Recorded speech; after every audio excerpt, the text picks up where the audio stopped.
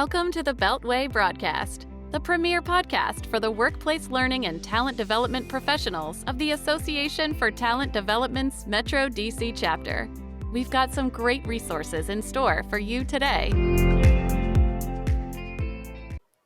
Hello, fellow ATDers. I'm Christina Eanes, the 2023 Vice President of Marketing and Communications.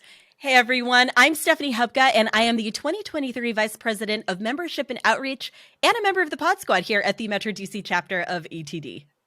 We also have Halyna Hodges, Vice President of Finance and Operations, as our producer. Now, for this episode, we are interviewing, or should I say listening to, Tony Salvador. Welcome, Tony. Hello. Welcome. Thank you.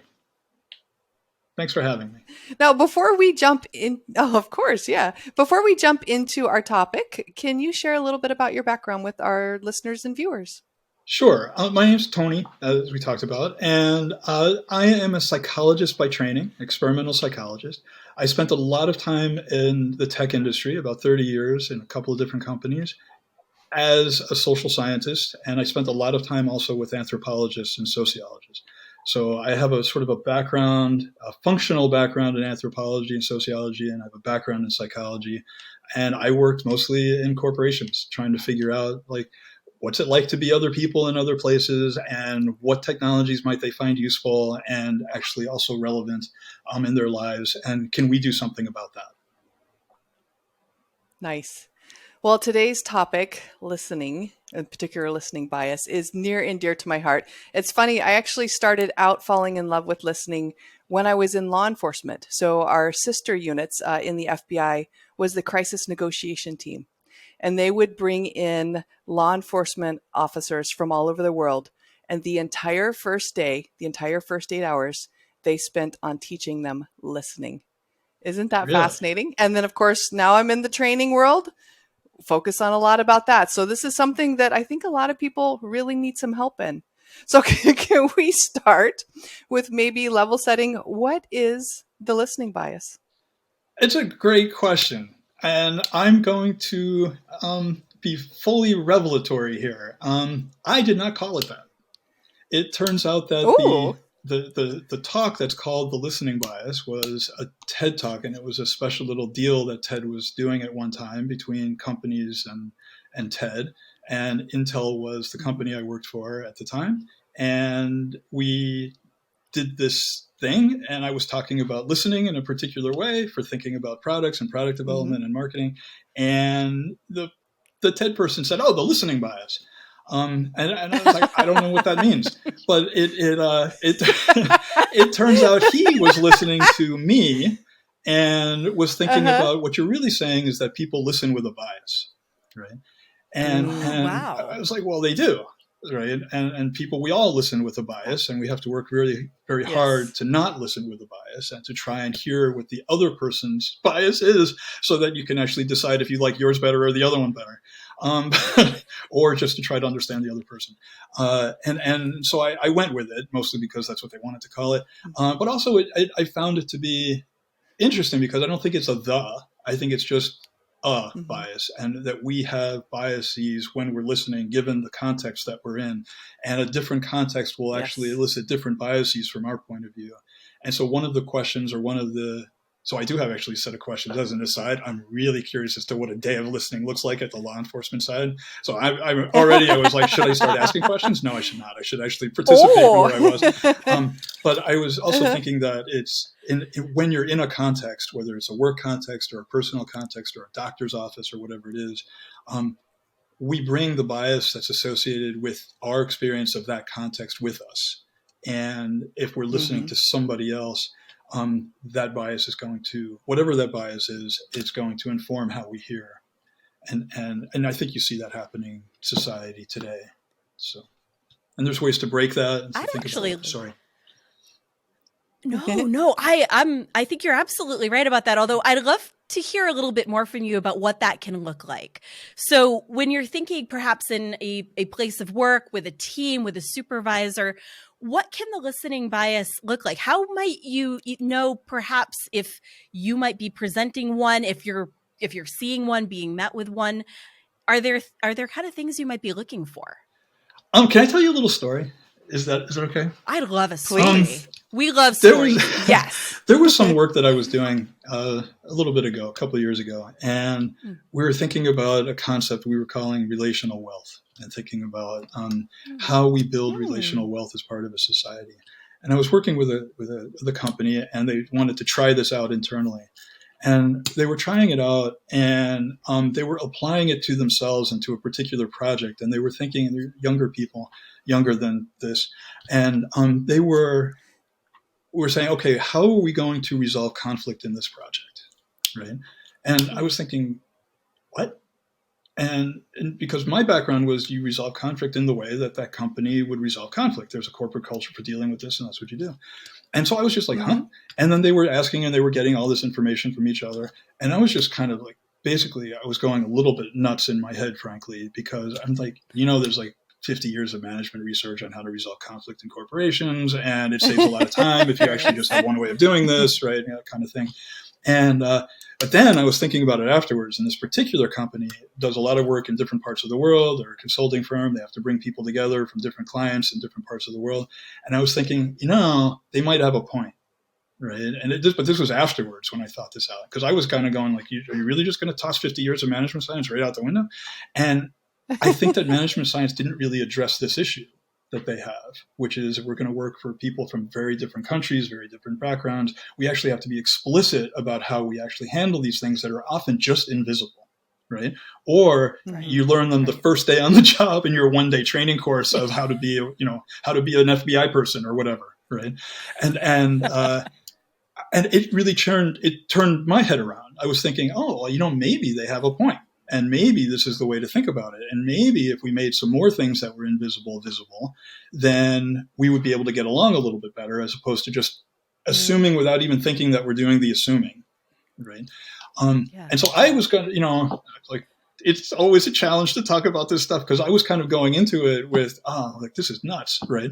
But then, and that was kind of my bias. I was listening with that bias that sort of said, we got stuff to get done here, and you're talking about this. It's like hours of conversation, and then but then as I was thinking about it, it's like, maybe they wouldn't be spending those hours of conversation if it wasn't actually relevant, and they have found it to be relevant. And so I started really sort of thinking about what I'd heard, and I think that's a big part of it. To answer your question directly now, I think the first thing is, I think it shows up as that we're not thinking. It shows up that we're just going through emotion. We're doing a thing.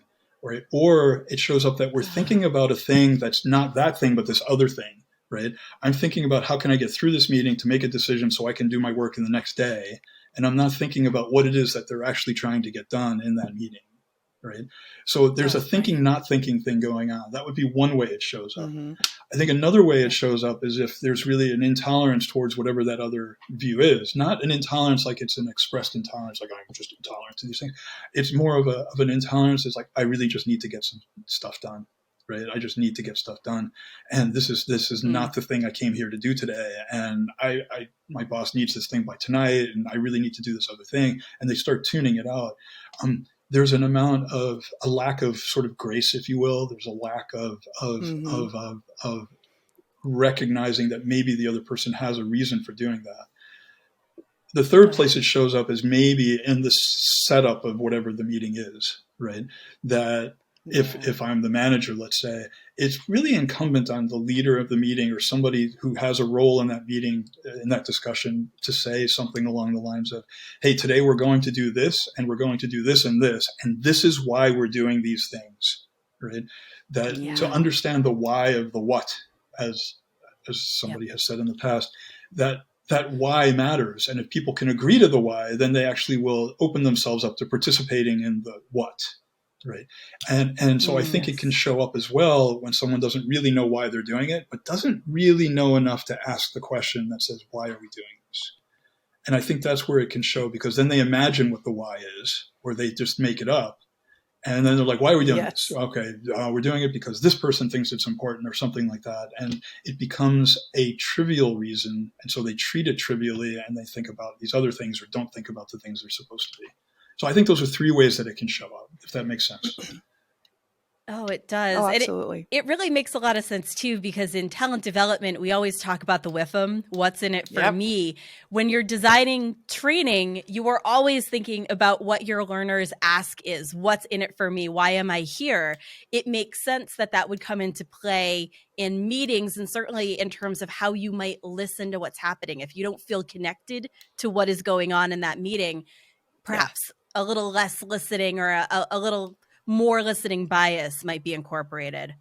So I love that. And I think this is going to take us into essentially overcoming those preconceived notions or biases that we're listening with. And I can hear almost two different ways. So there's an external and an internal thing going on here. So let's start with the external. I can almost hear already from what you've said is making sure that we're creating that space, like in those meetings and in those interactions, that we have time to actually listen, to focus. And then internally, I can already hear from what you're saying is being present, right? Trying to not think of something else. And one thing that I love, which Stephanie's going to laugh, I mention this constantly, is to show up curious. I am going to laugh. To show up curious. Yes, that's one thing I love to talk about when I'm talking about listening. So what are some of your suggestions for the additional ones for overcoming this? Really nice question. And I think that I really like the idea of the internal, external, where there's a sort of a team play, as it were. I think that when we create the space to listen, so I'm just going to build on kind of what you were saying there. When we create the space to listen, I think we're providing, let's sort of talk about what I think space might mean, right? I think we're creating a rationale and a reason and an agreement for why we're here together. And I think that we can create a space then by also sort of calming ourselves down from everything else that came before. So with this one company that I tend to work with sometimes, they often start with a minute of silence, right? Just a meditative minute, right? To sort of settle the synapses, if you will. There's a guy who is it? He's a professor, and he wrote a book called Brain Rules. And he argued that in his lectures, it's 10-minute chunks. So a 50-minute lecture is 5 10-minute mini lectures where he sort of stops at 10 minutes and resets, right? And because your head gets full, right? And what that means is all the synapses are all primed, all these thoughts are going, your brain is working, and at some point you just got to settle. And then he sort of stops and starts again, and it maintains attention because they can actually remuster their cognitive resources to pay attention. So I think creating that space is partly calming and partly rationalization, right? Why are we here? So what's the rationale, and and how can we just be calm so that we can be together here? So I think that's the first. Building it in on being present. I think that I think I might say being aware, right? And because I also really like that you bring in this curiosity side, and I think that one way to sort of be present and to be that is to listen with imagination as well, right? And I think that, well, at least one of the ways I think about it, I think that one of the ways of considering this is to bring your own imagination as it applies to this conversation here, right? What is it that we're all trying to do together? What are ways of understanding what's being said that is in that context? So it's not only you're hearing the words they're saying, but also you're processing it, but in the context of what's in that room. A lot of times people might say like, oh, this, and you know this from a corporate setting, right? Somebody's going to be saying, hey, that'll be really good. If this works out, I could get promoted, right? That's not what I mean. That is not what I mean here, right? I think it's real, but that is not what I mean. I mean something more along the lines of if somebody is saying something about a thing, you're thinking about how can my work align with that? How can I contribute to this? What kinds of questions can help them think better about it? What questions do I not understand? It's about their space. How does that work if this happens? Oh, that's really interesting. What's an underlying assumption for that? Right? And sort of thinking about everything around what's being said and bringing your own imagination and your own thought to it also makes it more engaging for us. Right? So if I just have to listen to somebody, I might know a lot about it already, but missing the key elements or a few things. So how can I actually think and expand that space and make it even better, right? For them. Yeah. And so I see it almost as a service, right? And that is maybe a little bit corny, but I do see it as being a little bit of a service. If you're there and there's a reason for you to be there, you're providing some benefit in some way. Even if you're the recipient of this information, you're still listening in a way that can give back to the other person. That's, oh, you really thought about this in a really nice way. Or I hadn't thought of it that way. Or I'm not really sure that is correct. Why were you thinking about it that way? Can you explain your reasoning? Can you help me understand how this actually happened or why it's like that? And even if it's something that is to you and you're like, this is awesome, I love what these guys are saying, I think this is great, but you can still give back instead of just taking, right? And I think that taking can drain somebody else. Whereas if you give back a little bit, even if it's just good feedback, like, all right, I really enjoyed that, right? Then that person will feel better about their own work and they'll feel that it connected to, and you had said this earlier, I believe, that feeling of connection matters. They feel they belong. People belong together in this room doing this thing. And regardless of why, and I think I want to stay away from the meaning. It's like, oh, the meaning of my life or the meaning of the work. I think I'll stay away from that. I think it's just, we belong to each other. We are social beings. We belong to each other in this space. We are doing this with and for each other. And if we can just be really gracious to one another and even give back in the sense of listening, then we can create that feeling of belonging. And then we can handle things that come at us from a business world, from the external space that's uncontrolled variability, where somebody, Congress fails to get the debt thing passed, which was a big problem or is a problem. And, you're like, what happens here? And we can respond now as a team because we actually have that basis of being able to work together and be together. And we belong to each other doing this. I think when people think that they belong to themselves and only themselves, it's a transaction and it's only about me, I think people just stop listening entirely. They're only listening then for the transaction. What am I getting out of this? Yeah. That was a long answer. I'm sorry. I actually... No, it's great. That's a fantastic answer. And I think it touches on a lot of what it means to consider the role of listening, not just for things like understanding, which when you're thinking about listening, that's often where your mind will go first, but really about a point of connection. I mean, listening forms community. It creates space for people to feel like they can bond, and through those bonds, you'll get better work done. So I think it's a different side to listening than maybe many of us are used to considering. So I've absolutely loved this. And it gets me thinking too, you were talking about giving, and for some reason there was another connection point that came to my mind. I don't know if this will be a little bit of a stretch, but I'd be curious to hear your thoughts on it. What came to my mind was the idea of feedback. And feedback is something that you often will listen to, but sometimes with a bias. Sometimes feedback is something that you're simply not open to receiving. You don't like it. It doesn't work for you. You're hearing what you'd rather hear. I'd love to hear your thoughts on how a listening bias might impact that, or perhaps any tips or strategies for getting past some of what otherwise might sound like a difficult conversation. Yeah. It is like the $64,000 question.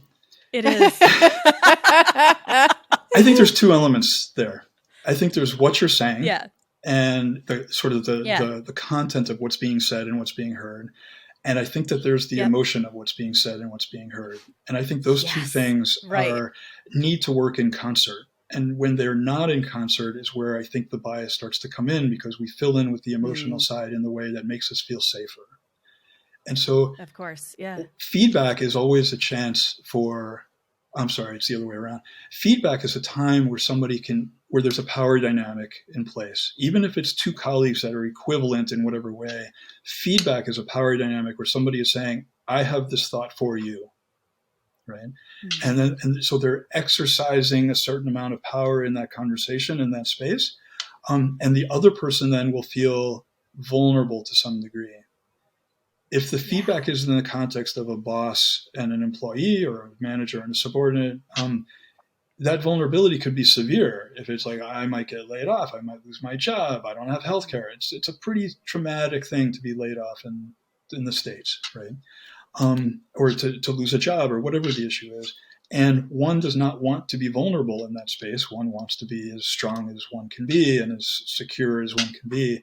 And I think that when we're not vulnerable and listening to feedback, then we're actually going to process that feedback in the way that makes us feel as safe as we can, that makes us feel as safe and as comfortable as we can. Even if what they're saying is correct, even if I could recognize what they're saying as, yeah, I could be better at this, to admit that or to be in that vulnerable position in that space is a difficult thing for people to do. They have to have, any person would, if it's me, I would have to feel overall very secure in myself to be able to take this on board, to say, yes, you have a good point here. Right? And I can give you a story. It was a long time ago when I really didn't know anything. I don't know anything now, but I knew even less then. Which is hard to imagine.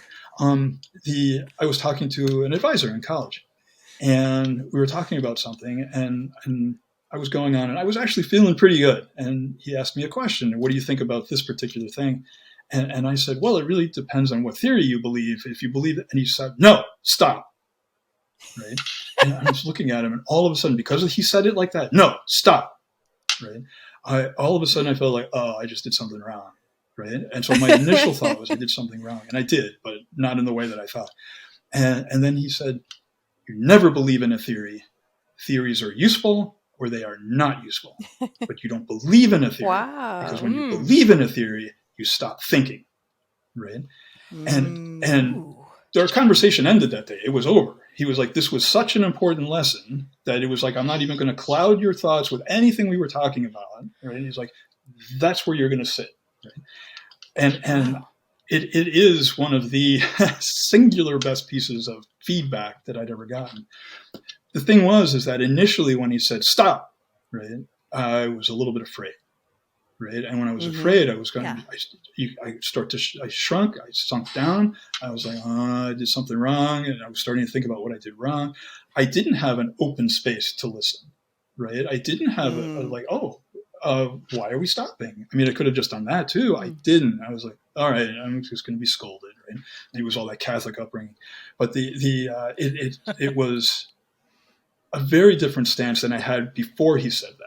But then when he said, okay, he approached this whole other thing entirely that I had no idea about. Then I started to feel like, all right, this is not something that I was ever thinking about before. So this is like a new lesson, and I felt a little better, right? And so I was able to hear it at the end. And he gave me that space to hear it by saying, this is what's going on. This is why it's important. And we're done now because you need to just get that in your head. From a science point of view, it's super awesome, right? Yeah. And so feedback is really hard because you want to match the emotion to the content, right? And sometimes that emotion is going to be a sad, hard emotion. It's, we've had this conversation 4 times. You're not doing very well. We're going to actually have to let you go, right? That's a hard message for anybody to say, unless if you have psychopathic tendencies, maybe it's a little easier. But it's a harder lesson to actually. It's a hard thing to say to somebody, right? And you do it over time because the way it is. But the other person has to be able to hear it as well. And you want to be able to not have to get to that point. You want to get to the earlier point. And so I think that it's the beginning that matters. It's creating a place where people can feel they can be vulnerable. And as long as we're recovering from that on a continuous basis, we're learning from it, we're growing from it, then it's okay. And vulnerability then becomes actually a positive trait. I think Brene Brown talks about this a lot. It becomes a positive thing. It's like, look, if I kind of let down a little bit, then I'm open to learning, and then I can actually do better and I can perform better. Now I'm actually contributing better. Now I'm feeling like I belong more. Now other people are seeing me come along as well. Now it's a social exercise, right? Now things are it's a virtuous cycle of what's going on. If I beat someone down because I've allowed them to be vulnerable, and then I go in and right? Now they're not going to they're going to be more hesitant to contribute. They're going to be more on the average. They're going to be more hesitant to make it, to say something. They're going to be more hesitant to take a chance. And that's exactly what you don't want. Right? But it's actually what we do to people a lot of time, because we're like, hey, you're not doing this right. You need to do this thing over here. And they don't give you any reason to believe that you can do better and make strong contributions and continue growing. They've just given you that feedback. And now you're left with this sour face, that's like, and no reason to not think otherwise.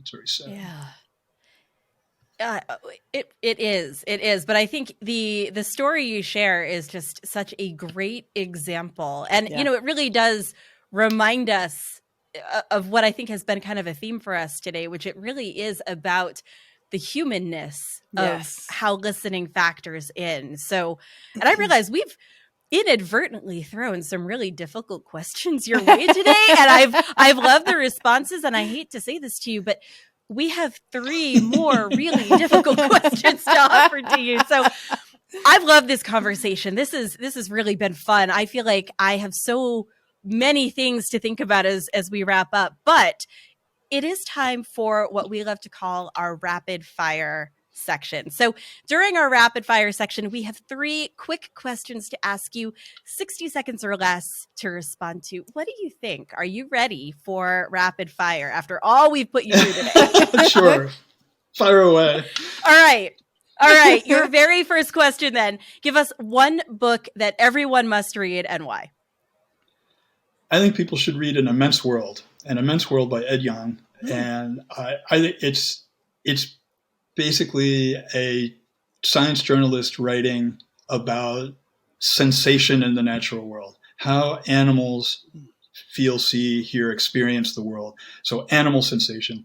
It is eye-opening. I mean, it's mind-blowing. It's fantastic. The sensors in your feet and all these different things and ways of actually understanding the world. It fills the imagination beyond science fiction, and it's the real world. So you see the world in a different place, like, wow, that bird is experiencing that world totally differently than I am right now, kind of thing. And it's fantastic. Wow. It's fantastic. And it's super accessible, and it reads really well. And yeah, it's great. That's a new one for me. I'm going to add that to the list. It's the best book I've read in a long time.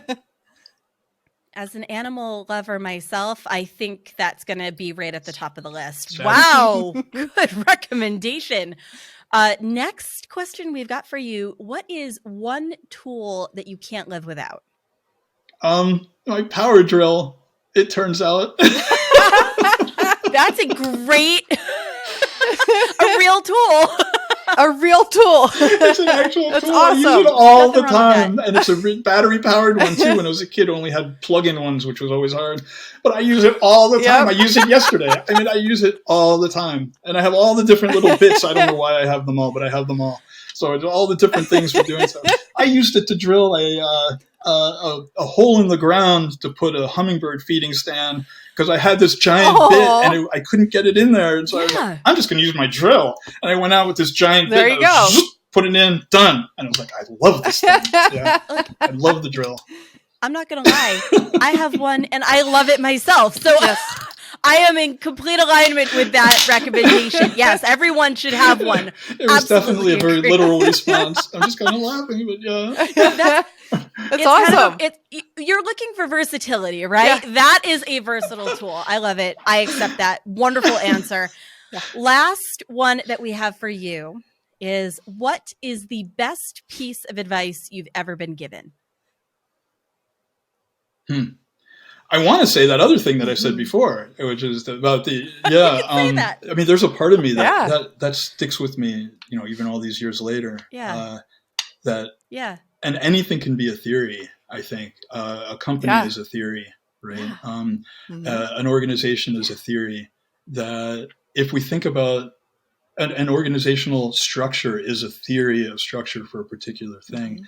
So for me, thinking about, and a theory is actually a way of structuring knowledge. So if we're thinking about structures and organizations and knowledge in a theory that can be used, theory that is useful, theory that is if we're thinking about structures as things that are useful and not believed, then it allows them to be changed and we can adapt. And that's why I think that's so useful, and why Fred Owens was exactly right to stop the conversation right then as an undergraduate advisor and to say no, right? And the reason that it was so good is because I think it applies everywhere. If you believe something blindly, then it can't be changed. And if it can't be changed, then you can't take into account the way the world moves, the way we move, the way we change, the way we think about things, whether it's in the society or in a company, right? And especially, I would say, even in a company, because it's very easy to get locked into, this is how we do these things. We do it like this, and it's been working so far. Yep. It's like, yeah, but there's this whole other generation of people coming up, and they don't really quite think about it this way. They think about it this other way, or they have 15 different ways from Sunday of thinking about it. And this one thinks about it like that, and that one thinks about it like this. How are you going to homogenize that? How are you going to work with them? Or do you homogenize them? Do you let them bloom? I don't know. But the idea is to understand where they're coming from and to understand how that could be useful. And I'm going to end with a story then.